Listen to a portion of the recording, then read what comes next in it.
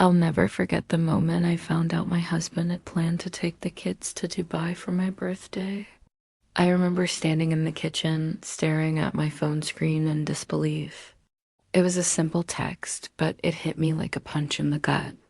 Hey, we're going to Dubai for your birthday. I've already booked everything. Hey everyone, welcome back to the channel.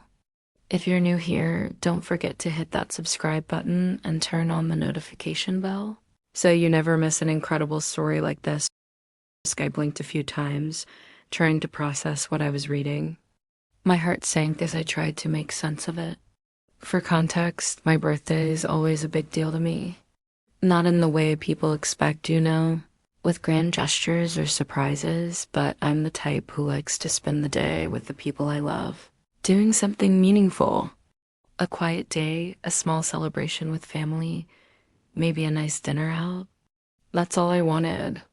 But instead, my husband had taken it upon himself to book a family vacation to the one place I had always told him I wasn't keen on.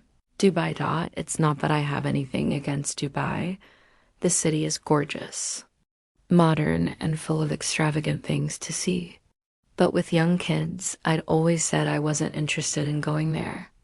It felt overwhelming, so much heat, so much luxury, so many crowds, and I wasn't in the mood for it. Plus, we've got 2 kids under 10. What were we going to do there?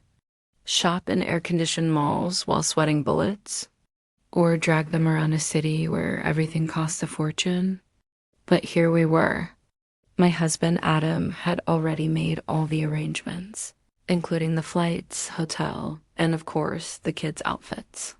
He thought it would be a surprise, but I wasn't thrilled.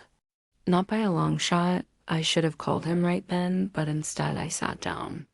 I was upset, and I didn't want to unleash it in a text message. So I waited until he came home that evening, hoping maybe I'd feel differently after some time to process. That was a mistake. When Adam walked through the door, I didn't say anything. I was standing by the sink, washing some dishes, my back to him.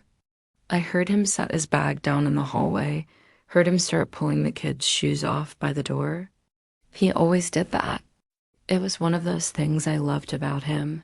He was such a hands-on dad, always trying to help out with whatever needed to be done. Hey babe, how was your day? He asked as he walked into the kitchen. I didn't turn around. We need to talk about the Dubai trip, I said, my voice quieter than I meant it to be. Oh, yeah. It's gonna be so great. The kids are gonna love it, and I figured you could use a break from everything. I turned around slowly, giving him a tight smile. A break? A break from what exactly? Adam blinked, clearly confused. From work? The stress?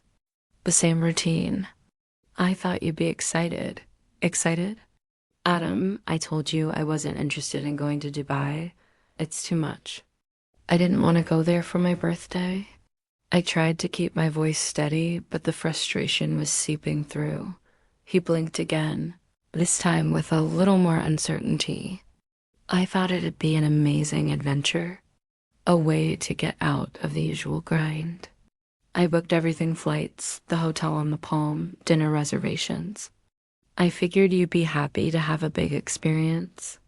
I felt the sting in his words. I wasn't thrilled, but I wasn't angry either, not yet.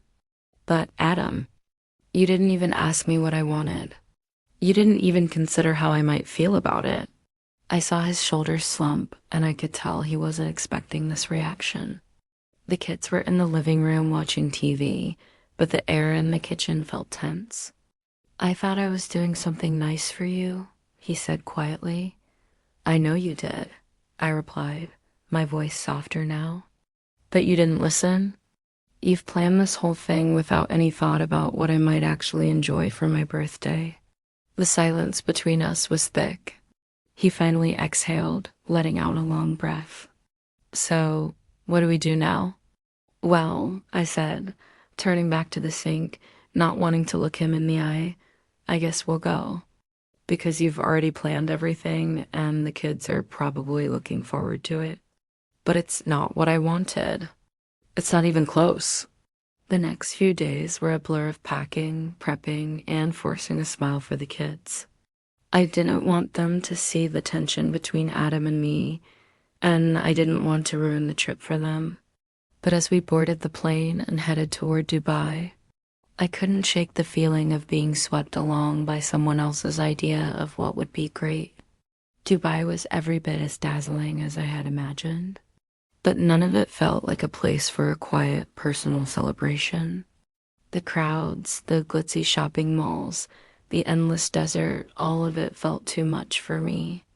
The kids were enjoying themselves, of course, running around in excitement, taking photos with the towering skyscrapers.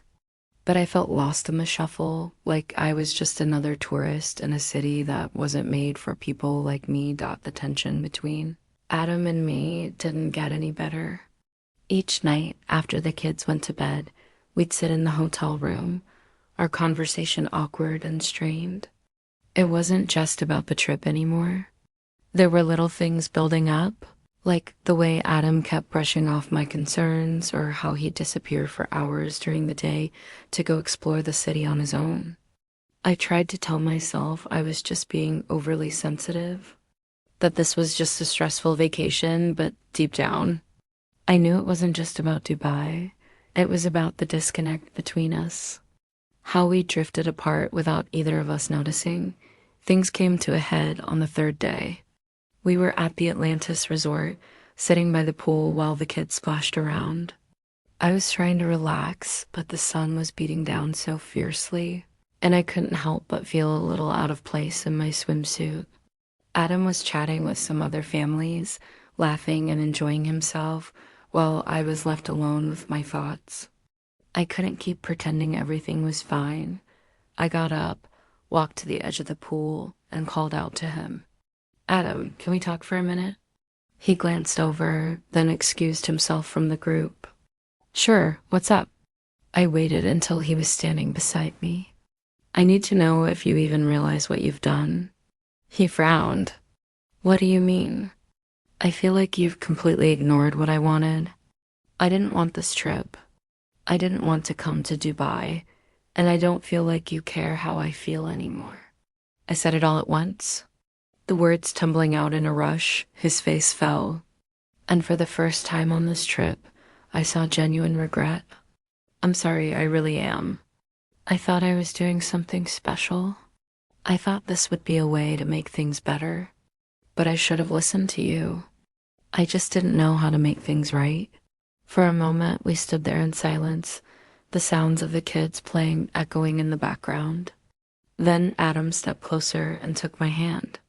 I know I messed up, but I'll make it right. We can leave Dubai early if that's what you want. I want to make this up to you. I looked at him, really looked at him for the first time in days.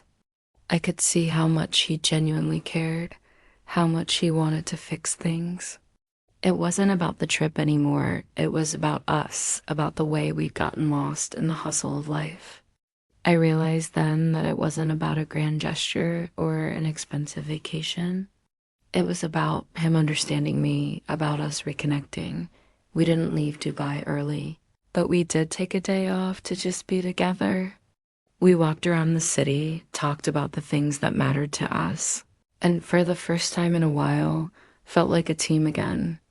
It wasn't perfect, but it was real, and sometimes that's all you need. The rest of the trip was better, but when we finally got home, we both knew that the most important thing wasn't the trip, but the lessons we learned along the way. Sometimes the most meaningful moments don't come from the grand plans, but from the simple, everyday things. And that was the lesson I'd take with me into the year ahead.